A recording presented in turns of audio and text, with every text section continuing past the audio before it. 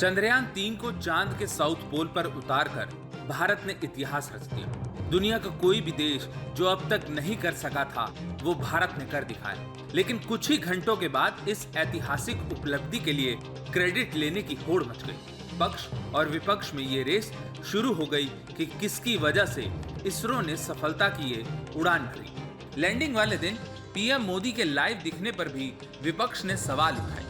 इस बीच सफेद बाल, लंबी सफेद दाढ़ी और आंखों पर चश्मे वाला एक शख्स अचानक चर्चा में आ गया। ये शख्स कोई और नहीं बल्कि इसरो के वैज्ञानिक रहे नंबी नारायणन है। अगर आपने आर माधवन की फिल्म रॉकेटियर देखी होगी तो आपको नंबी नारायणन याद आ रहे होंगे। ये वही फिल्म है जिससे हाल में बेस्ट फीचर फिल्म का नेशनल अवार्ड भी मिला था। पूरी फिल्म नंबी नारायणन के पर आधारित है, लेकिन अभी नंबी नारायणन उस फिल्म या उसे मिले अवार्ड की वजह से नहीं बल्कि दूसरी वजह से चर्चा में है। चंद्रयान 3 की सफलता के क्रेडिट लेने की रेस में बीजेपी ने उनके इंटरव्यू का एक हिस्सा विपक्ष पर पलटवार करने के लिए साझा किया। इस इंटरव्यू में इसरो के पूर्व वैज्ञानिक कहते हैं कि चंद्रयान का क्रेडिट प्रधानमंत्री को नहीं तो किसे देंगे। नंबी नारायणन का दावा है कि इसरो की शुरुआती सालों में पुरानी सरकारों से पर्याप्त फंड का आवंटन नहीं मिलता था। नंबी ने अपने इंटरव्यू में आगे कहकर सबको चौंका दिया कि सरकार को तब इसरो पर भरोसा ही नहीं था। इस इंटरव्यू के बाद लोग नंबी नारायणन और इसरो में उनके योगदान को जानना चाह रहे हैं।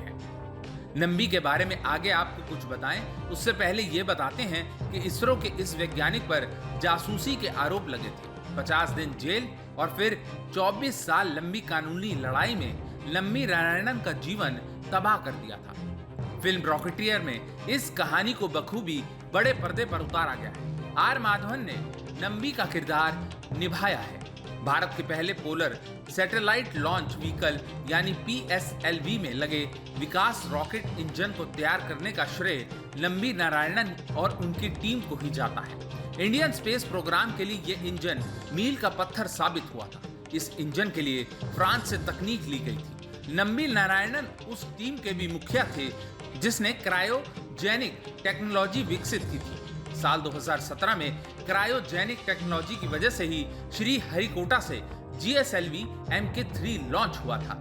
अब जान लेते हैं आखिर भारत के स्पेस मिशन में इतनी बड़ी भूमिका निभाने वाला वैज्ञानिक आखिर जासूसी के केस में कैसे फंस गया। साल 1994 के अक्टूबर महीने में क्रायोजेनिक इंजन की खुफिया जानकारी पाकिस्तान को बेचने के आरोप में मालदीव के मरियम रशीदा को केरल के तिरुवनंतपुरम से गिरफ्तार किया गया।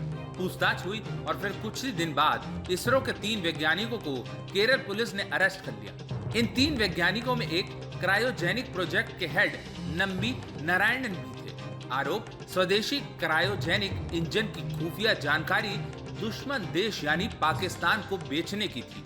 पूरा देश इस घटना से हैरान रह गया। पुलिस से लेकर IB तक ने लंबे समय तक नंबी नारायणन से पूछताछ की, लेकिन उन्होंने जासूसी की बात कभी स्वीकार ही नहीं। कहा जाता है केरल पुलिस ने उन्हें 3rd डिग्री टॉर्चर भी दिया था। नंबी नारायणन 50 दिन तक जेल में रहे। उसी साल दिसंबर महीने में केस CBI को सौंप दिया गया। 2 साल की जांच के बाद CBI ने इसरो के इस सीनियर वैज्ञानिक पर लगे सारे आरोपों को फर्जी और मनगढ़ंत बताया। CGM कोर्ट ने नंबी नारायणन समेत सभी वैज्ञानिकों को बरी कर दिया, लेकिन परेशानी यहीं खत्म नहीं हुई। केरल में सरकार बदलते ही फिर से जांच के आदेश दे दिए गए। साल 1998 में सुप्रीम कोर्ट ने इस आदेश को रद्द कर दिया। अगले साल नंबी नारायणन ने मुआवजे की याचिका लगाई। आदेश उनके पक्ष में आया तो केरल सरकार फिर इसे चुनौती देने लगी। साल 2012 में नंबी की जीत हुई और केरल हाई कोर्ट ने सरकार को 10 लाख रुपए मुआवजा देने का आदेश दिया। साथ ही नंबी नारायणन को झूठे केस में फंसाने वाले पुलिस वालों के खिलाफ मामला भी चलाया। साल 2018 में नंबी नारायणन की आखिर जीत हुई। तमाम आरोपों को हटाते हुए सुप्रीम कोर्ट ने सिर्फ उन्हें बेदाग बताया, बल्कि 50 लाख रुपए मुआवजा देने का आदेश भी जारी किया। सुप्रीम कोर्ट ने अपने आदेश में कहा कि नंबी नारायणन को केरल पुलिस ने बेवजह अरेस्ट किया और मानसिक प्रताड़ना दी। मालदीव की जिस महिला को जरिया बनाकर नंबी नारायणन को जासूसी के झूठे मुकदमे में फंसाया गया था, उसने बाद में एक अंग्रेजी अखबार से टेलीफोनिक बातचीत में कहा था कि केरल पुलिस के अधिकारियों ने उसे लंबी नारायणन और कुछ लोगों की फोटो दिखाकर उनका नाम लेने के लिए टॉर्चर किया था। बेदाग साबित होने के अगले साल यानी 2019 में मोदी सरकार ने भारत के स्पेस मिशन में उनके उल्लेखनीय योगदान के लिए पद्म भूषण से उन्हें सम्मानित किया। अब जब चंद्रयान 3 की क्रेडिट लेने की होड़ में लंबी नारायणन ने प्रधानमंत्री मोदी और उनकी सरकार की तारीफ की, तो एक बार वो फिर से चर्चा में आ गए हैं।